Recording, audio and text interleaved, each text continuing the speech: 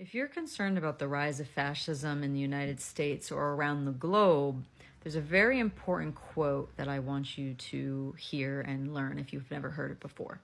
All right, here's the quote from The End After World War II by Martin. I'm not going to try and butcher his name. You can read it there. First they came for the communists, and I did not speak out because I was not a communist. Then they came for the socialists, and I did not speak out because I was not a socialist. Then they came for the trade unionists, and I did not speak out because I was not a trade unionist. Then they came for the Jews, and I did not speak out because I was not a Jew. Then they came for me, and there was no one left to speak for me.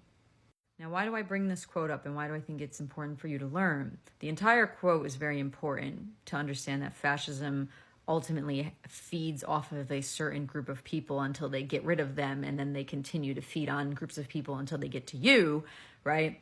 But I want to focus on that first line. At first, they came for the communists, okay? Why do fascists hate communists so much?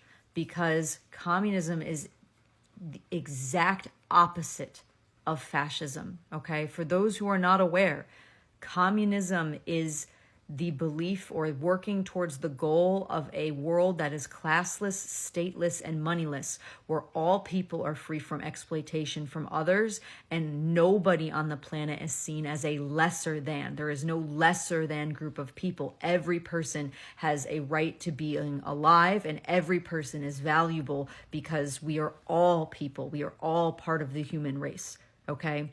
Versus fascism, which is an ultra-nationalist, ultra-racist ideology that believes that some groups are genetically and inherently inferior, and as such, it's a job of the superior race to enslave or exploit or even eradicate the inferior race, right? They are complete and total ideological opposites of one another. And as such, fascists go after communists first.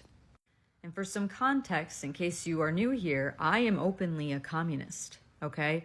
And I bring this quote up because as long as there's people like me who obviously have a platform and are putting out content and advocating for communism, then you know at the bare minimum, fascists do not have total control over the government of your state.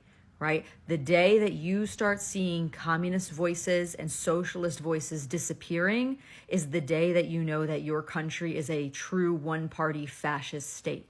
Because as soon as fascists gain total control over the government, who do they silence first?